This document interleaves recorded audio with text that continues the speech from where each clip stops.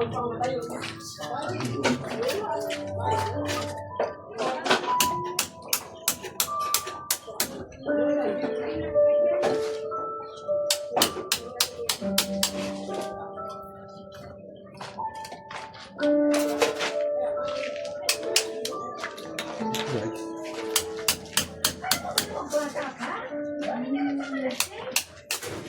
na ako bata, ha?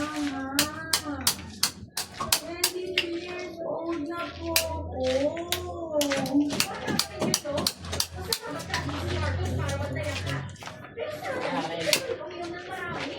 Pagbigyan niya na ako. Minsan lang naman kami magkita kasi ganun naman ang classmate ko eh.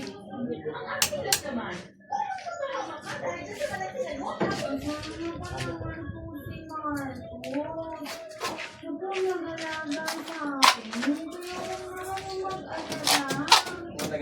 Safe na safe po ako na naka-out. Salamat po. Umaagapang pagpasalamat kasi ito sa may hatid sa bakit ng anak ko. Sana huwag kong magsawa sa kanya. Kasi hindi naman yan ganyan kapasaway.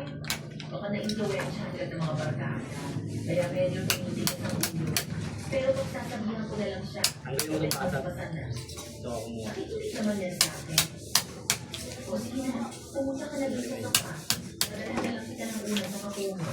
Aasikasin ko lang muna si Bridget, tapos pupuntahan ako sa doon. Okay po. Salamat po ulit. Walang animan. Wala ka na ron. Susunod ako doon sa sana.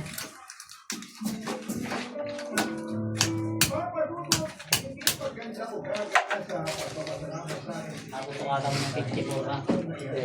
Malapit na magka-wire, magkakahilaw. Ay! Wapo pa, bibili pa pala ako ng wire mula sa kalsada, ano? Ilang meters kaya yun? So yung mga master, bali, pinutol natin dito yung mga excess na tubo. Ayan. So ginamitan natin siya ng apait. So bakit nga ba natin nililinis na rin?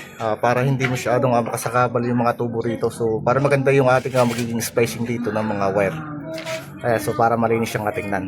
Then dito, ayan, meron tayong mga masking tape na nilagay sa terminal para hindi siya sukin ng halo. So para pag nagtakip tayo, so hindi tayo mahirapan maglagay ng screw dito.